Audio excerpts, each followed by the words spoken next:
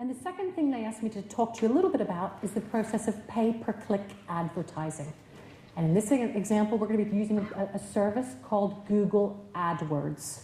And what AdWords does is essentially allows you to bid for phrases that you want your website to rank well in the search engine results.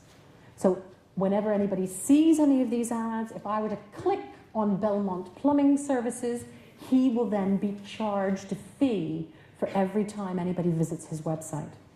And what we can find, is that pay-per-click might be useful for a lot of you at the moment, primarily because it is quick.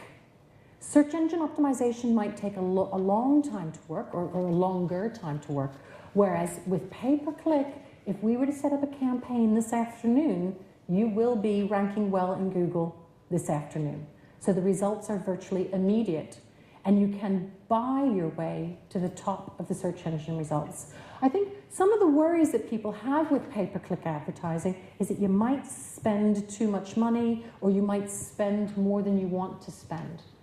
And what you remember with this advertising, you do set a budget. So you can say, I only want to spend £10 a day, and I only want to spend £250 a month. After you've had your clicks and you've spent your £10 today, what happens to your ads? They just turn off, don't they? So this is something that you can set a budget and you can experiment with. And what you might also find is that it is very easy to measure the return on investment. Do any of you sell things online? If I buy something from you, does it bring up a page that says, thank you for your order? You can then link the click coming from the pay-per-click through to me browsing through your website till me finally seeing the thank you.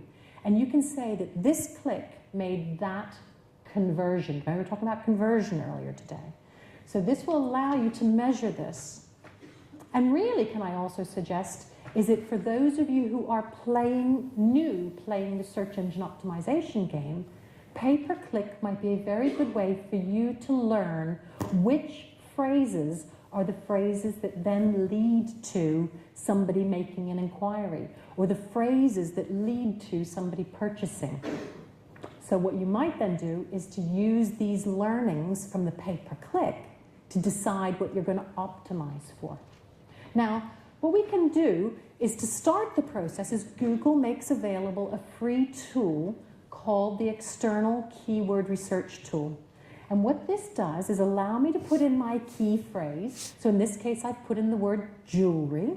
And it will then say, okay, for the phrase jewelry, for last month, which in this case would be up till February, there were 20 million people in the UK, this is just UK data, 20 million people who searched for the word jewelry, 4 million people who searched for fine jewelry. Would you guys have guessed fine jewelry? I wouldn't have. So what this will do is to let you know what are people searching for. What it will also, though, do is to let me know that if I wanted to do pay-per-click, how much is it going to cost me? So if I only wanted, I don't know if you can see, but I've set my maximum budget is 10 pence a click. If I only want to spend 10 pence for every click, how much is Google going to charge me as an estimate, and what position will I achieve? So if I'm willing to spend 8 pence, I could be in positions 4 to 6 in the ads that appear in Google in my pay-per-click campaign. Now, one of the things they asked me to talk to you about today is the principle of international search engine optimization. And this, I have to say, is an area that I do specialize in. And in this example, I'm working with a company, and she sells used welding equipment, as you do. I get to work with the best companies. I'm now in her AdWords campaign, and I have permission to show this to you. And what I wanted to show you is that when you're in AdWords, you can create campaigns of the phrases you want to buy. So in this case, she's saying, I want to buy some welding equipment phrases for the United Kingdom, but I also want to have welding phrases for my European markets, for my India markets, for my Africa market, for my South America market. And what that means is her pay-per-click advertising appears around the world. So pay-per-click will not only get you visibility in the UK, but could help you to reach international markets straight away. And what we can do is on each of these different markets, set a budget. So she has said, in Europe, I want to spend £10 a day on getting clicks from countries like France and Germany. And what we can also see is that on average, her cost is 23 pence for every click that she gets. And over the course of last month, she had 678 clicks, so it cost her £153.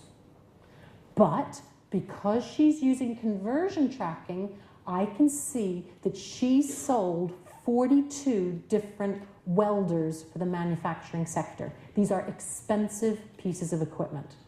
So what this will do is say, here's how much you spent, here's how many sales you had. So for her to acquire, remember we talked about acquisition?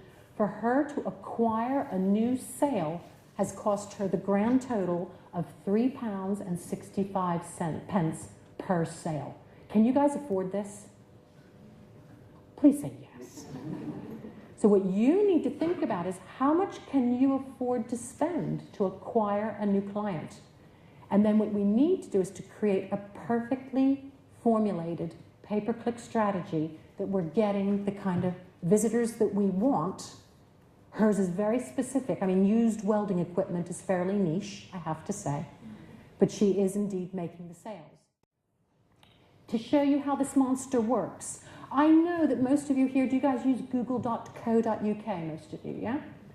We also have google.fr. In this case, we're operating in Google in France. And notice that when we're in Google FR, I have 3 different ways of searching Google. I can search the web. I can also search the page francophone, which means pages that are in French. And the third option is pages from France. That means companies in France, as indicated probably by having a .fr domain name. Okay? By the way, we can't have .fr domain names. You can't buy one unless your business is indeed based in France or you have a French office. So if I were to go to Google and search for artificial grass, I work with a sports company and they make turf. Okay? If I search for artificial grass, and in this case, remember, I'm in google.fr, can you see that the advertising is coming from a company in Turkey? And that the advertising is coming from a company in China. So a lot of companies are now buying pay-per-click advertising to reach this French market. In this example, I've searched using an English word, artificial grass. But if I were to show you a different example in terms of international SEO, I'm also now working with a company and he sells clé de serrage, and that means wrench. Okay, he sells wrenches. So if I were to put in the phrase clé de serrage, can you see that the company that ranks #1 for the phrase clé de serrage hydraulique is actually coming from a domain name that is in .de. What country is DE? Germany. So what we have here is in the organic French results, the company that ranks #1 for a word in French is a German company. So what they have done is deliberately create a page in French. They've got French title tags, French headings, French content. They probably also, for this German company, have lots of French organizations pointing to this page. So that what I'm saying is for some of you, if you wanted to be ranking well internationally, the time is ripe for small businesses. There is an opportunity out there that some of you might want to be taking advantage of.